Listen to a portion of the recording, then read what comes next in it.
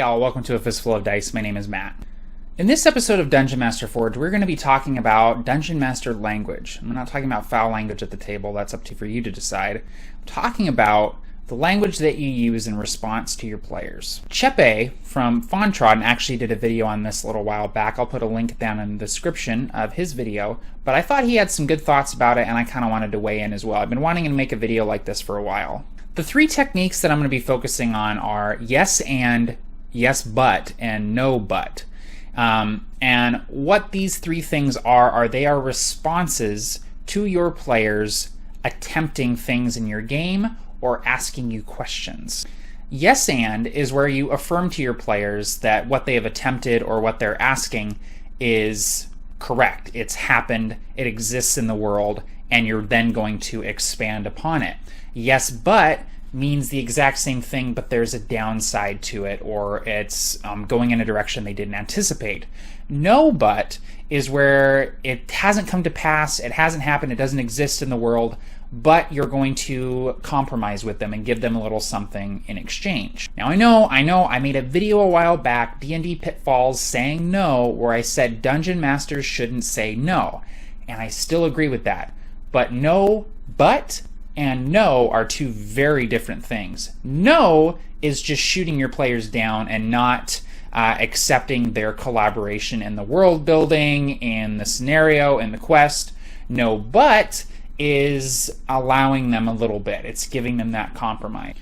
So let's take a common general scenario and apply these three techniques.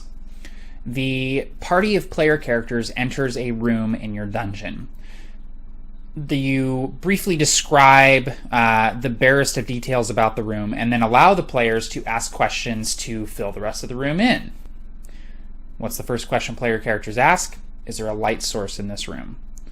Now, you can say yes, and you decide that yes, there is a light source in this room, and it's bioluminescent mushrooms. They're actually mushrooms that are glowing this sort of vivid blue color, and so the room is fairly well lit, but it gives you kind of an eerie, strange feeling having this light sort of emanate from these mushrooms, from this fungus. So now the players know, okay, yes, there is light, and in addition, it's something they weren't necessarily expecting. You have taken their question, their query, and expanded upon it to further build the world, to further expand upon what the players are seeing and interacting with. Now let's take another example. The players enter the room and say, is there a light source? And you say, yes, but.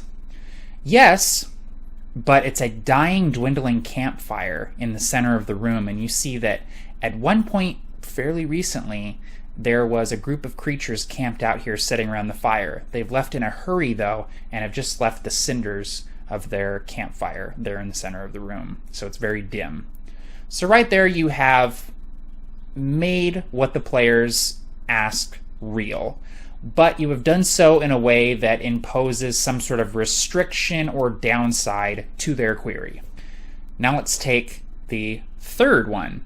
The players enter the room, say, is there a light source? And you say, no, but there are torches on the wall if you want to light them. So right now it's dark, but you can see that there are torches in sconces on the walls. They can easily come up with their flint and tinder or whatever and light it.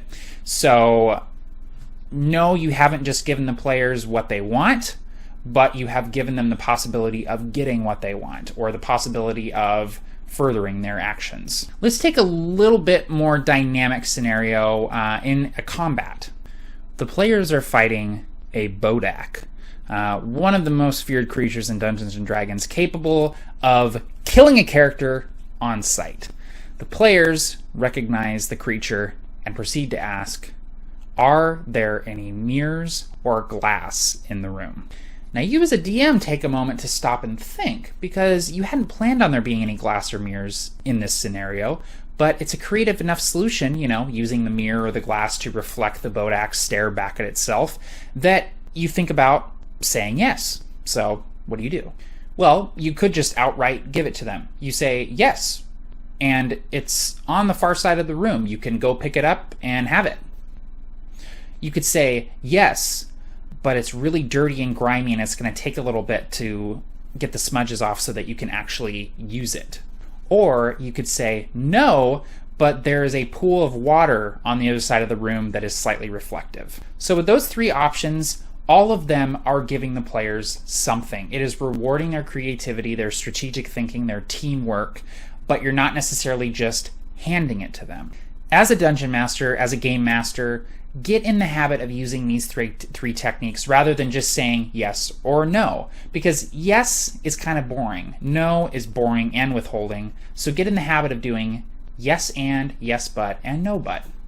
I think you'll find that it makes the game more rewarding for everybody, and your players will get more and more comfortable with asking questions, trying creative things, and just basically being more immersed and involved in the game as a whole. Try it in your next game, tell me how it goes. Take care, guys. Happy gaming all.